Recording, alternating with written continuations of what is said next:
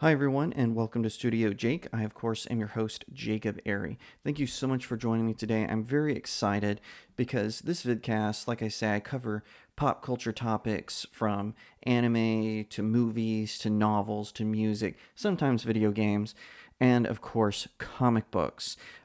I grew up a nerd. I grew up sort of not really geeky, but definitely a nerd. I collect comic books, I collect collectibles, right? And I'm launching this new series. It's called Dreamcasting or Studio Jake Dreamcasting.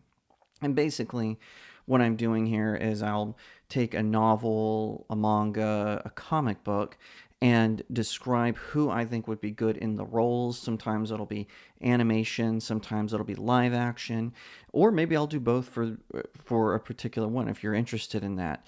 But I would really love to hear your thoughts on this. Tell me what you think. If you agree with the casting decisions, if you don't, This is something I've been planning for a while. I've also wanted to do one on. I also want to do a series on lore, particularly with Batman and Spider-Man, and possibly Transformers. But let me know what you think about this because I would really love to hear your thoughts on the casting if you like the series and if you would like me to do more. So right out of the gate up first, I wanted to do one of my favorite Batman graphic novels of all time.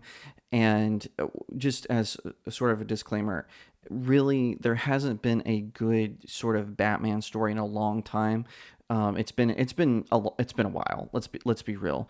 But I will say, among the fishes, there are a few whales. One of which is Batman, the Three Jokers. Now, this was originally supposed to be a canon story because they teased it sort of at the tail end of the New 52, but it took them years to get to it. Um, the DC Rebirth kind of changed some things, but they finally released it, but they released it as a DC Black label. Now, Geoff Johns is the writer, Jason Fabok is the amazing writer. Brad Anderson does a fantastic job with the artwork. I have a full review of it on my website, studiojakemedia.com. So definitely head over there and read it. I do the individual issues as well as the graphic novel. So I'm going to Dreamcast who I would like to see in an animated version of Batman 3 Jokers. This is going to be a lot of fun, and I've really put a lot of thought into this. That's why I actually wanted to launch this series in January or February, but because I wanted to take some time and really do my research, decide who would be in it. Also, some tragedy happened, and that's what I'm going to start off with. So, the elephant in the room. Batman will always be Kevin Conroy to me, and vice versa. I kind of said that backwards. Kevin Conroy will always be my favorite Batman voice. No one has even come close. Tragically, he passed away, something I'm very upset about. He was my Batman, and with that, I can't cast him as Batman. Likewise, out of respect, Mark Hamill said he has retired from voicing the Joker. He might change his mind in the future, but he said that doing it without Kevin Conroy would be too difficult to him. They were friends in real life from doing Batman the Animated Series, Justice League Action, and a bunch of other productions. The two of them became friends over time, and he says he is officially retired as the Joker. So out of respect for him, he will not be one of the Jokers. So just throwing that out there. Sorry to disappoint if you were expecting that, but I just wanted to get that out of the way right away. So we're going to begin with the Batman family. So who should voice the Dark Knight in this? In my humble opinion, I would like to see Bruce Greenwood voice him. Now, you might know him as Admiral Pike in Star Trek and Star Trek Into Darkness, the Kelvin Timeline trilogy, or the first two parts of the Kelvin Timeline trilogy. But he's also voiced Batman in Young Justice and Batman Under the Red Hood, which is or I think it's just Batman Under the Hood. It's also in Batman: A Death in the Family. It's the story of Jason Todd and his evolution from Robin to Red Hood, or in the case of A Death in the Family, for some reason, Red Robin. That's always been a Tim Drake thing, but anyway, don't get me started on that. So I think he can pull it off. He definitely has the commanding voice. He has a really good emphasis. There's a really good episode of Young Justice where he voices Batman, where the Young Justice team members are arguing and he just goes, enough. And they immediately snap to attention and just with that, commanding sort of Dark Knight persona, I think he would be great for it. I think he would fit really well into a story with the Three Jokers. So another major character in the Three Jokers is Batgirl. Obviously, she was paralyzed by the Joker in the post-crisis continuity. And she was the Oracle for a long time. New 52 made it where her spine wasn't actually completely broken. She just needed therapy and some, uh, you know, medical apparatuses to help her recover. So she's back as Batgirl in Batman Three Jokers. So I went back and forth on this because a lot of amazing actresses have voiced Batgirl over time, Tara Strong being one of them. Was my Batgirl. I grew up with her voicing Batgirl. I'm not really sure that Tara Strong is right for the Three Jokers, though. Tara Strong's Batgirl is more of a sort of rookie and at the beginning of Batman the Animated Series, and then she evolves into sort of this solid veteran in the New Adventures of Batman, and of course the continuation Batman Beyond. She is the commissioner of Gotham City Police Force, so I'm not really sure that she would be right for this. I think they should bring in someone new, and I picked Emily Kinney, who of course played in The Walking Dead. For those of you who don't remember, she was I think her name was Beth in the show. She had blonde hair, and she was. It was actually when The Walking Dead started to go downhill. She was killed. Her character was killed off in the most dumb way possible. Like, The Walking Dead really just started to embrace shock value as opposed to good storytelling, and her character's death in that. Now, she also made frequent appearances in the Arrowverse. So she would, as I can't remember what villain, but she was one of the Flash's villains, I think, or Green Arrow's villains. I don't watch the Arrowverse, I don't know. But that being said, she would be familiar to fans of DC. She has a really good soft voice, but it's also very empowering. She can be commanding as Batgirl. I think that she would do really good.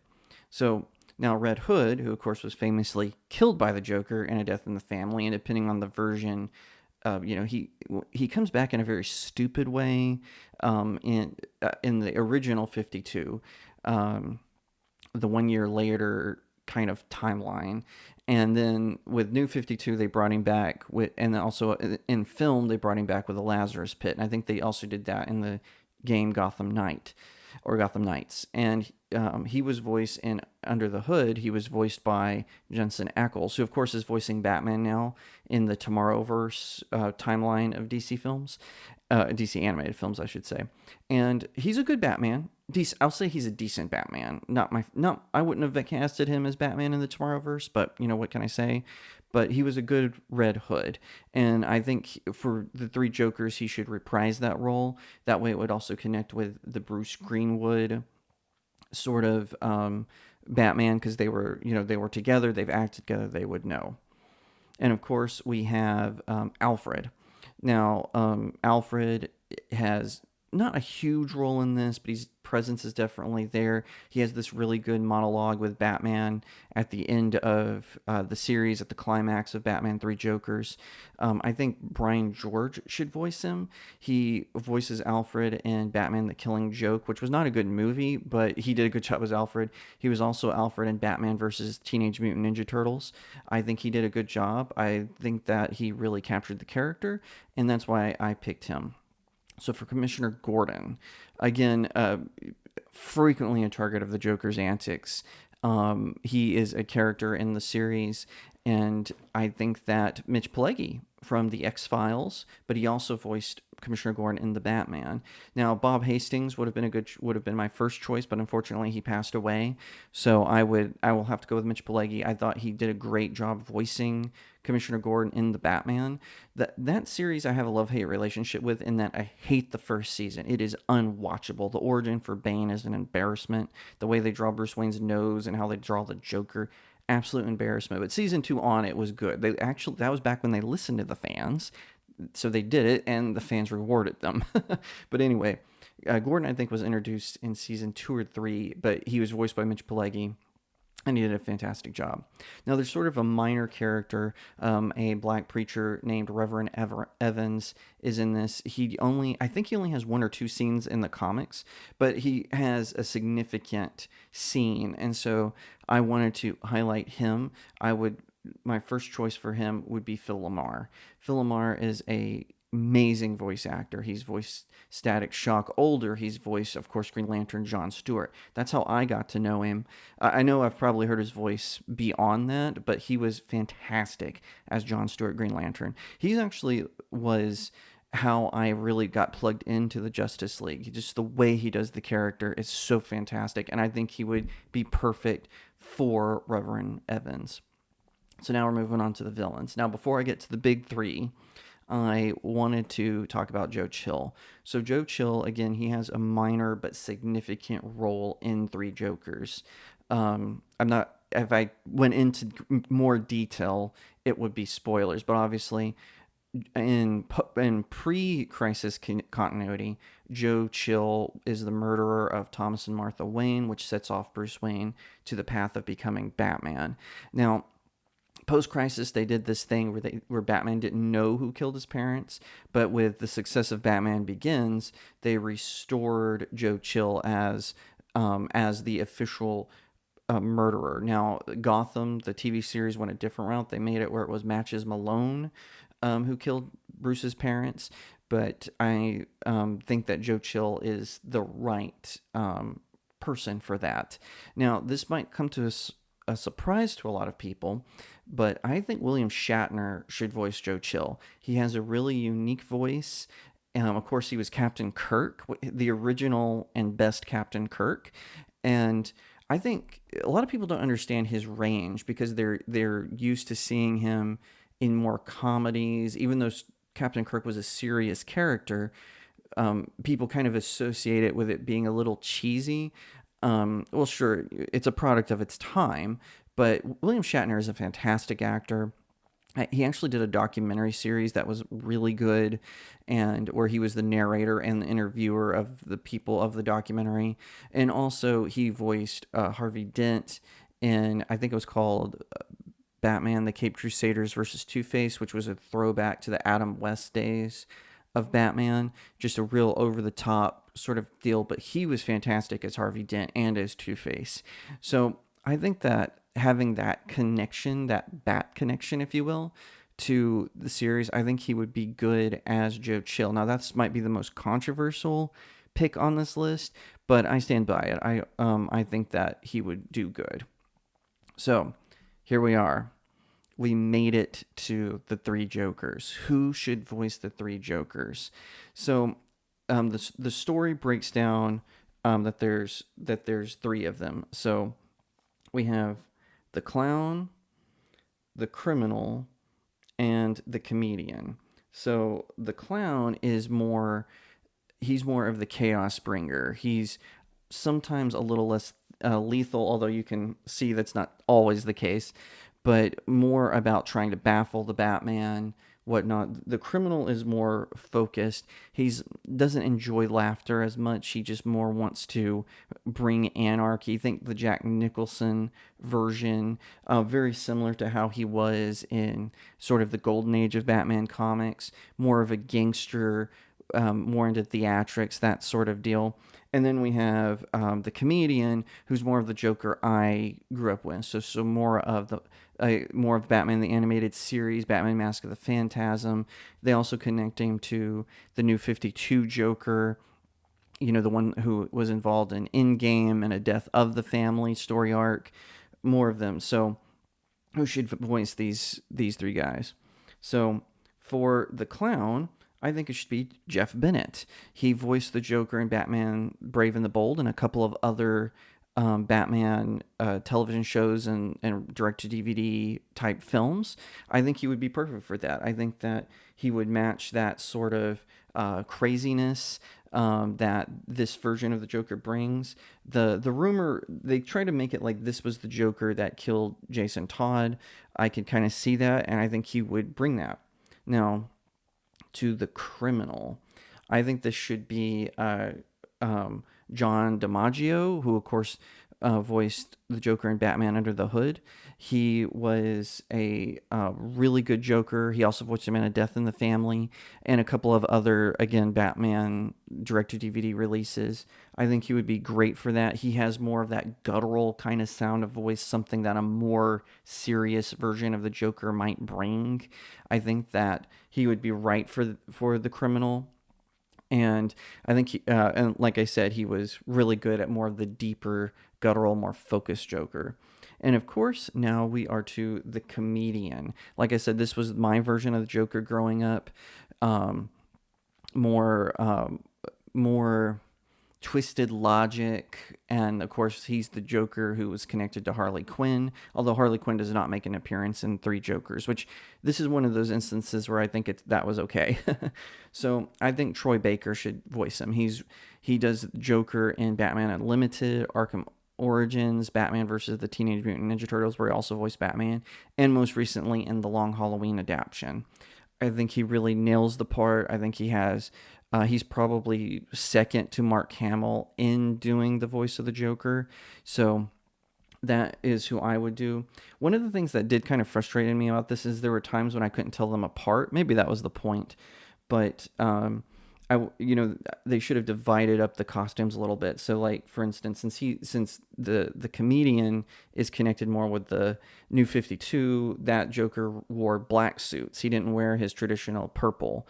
They should have, that's just my opinion, though. That's me being nitpicky. So, yeah, I would say Jeff Bennett for the clown, John DiMaggio for the criminal, and, of course, Troy Baker for the comedian. Now, I hope that they will do this. I would love to see them do a complete adaptation. So I'm not talking about one where they make a whole bunch of changes and whatnot. I hope that they will actually do one that is full. I would love to see them do it in traditional animation, not this weird hybrid that Warner Brothers is into for the Tomorrowverse. I think it should be 2D animation. And I think it would be fantastic. There's so many places you could go. Now, if you would like to hear me do a live action version of this, so not in animation, but if you would like me to dreamcast it, if you will, for a live action version, please let me know in the comments. I would love to hear your thoughts. Let me know what you think. Who would you like to see be in the voice cast for these characters, and where would you place the ones that I suggested? Do you agree with me? Do you disagree with me? I would love to hear about it. But that's it. That's all I've got to say. This is, like I said, this is the first in a new series I'm launching, StudioJake Dreamcast. I really hope you enjoy it and that you will participate in future entries. Thank you so much for watching this video. I hope that you'll give it a thumbs up, that you'll leave me a comment, tell me what you think, that you'll share it out with your friends, and of course, consider subscribing to StudioJake. I cover all kinds of nerd and pop culture topics, including film, television, anime, comic books, and so much more. I hope that you'll also head over to my main website, StudioJakeMedia.com, where I have even more news, views, and commentary. Also, if you'd like to support the channel, head over to my locals page. That's studiojakemedia.locals.com. It's the best way to support me. I'm trying to build a little community there. I have exclusive reviews and articles, so definitely head over there and check it out. And I'll see you next time, right here on Studio Jake.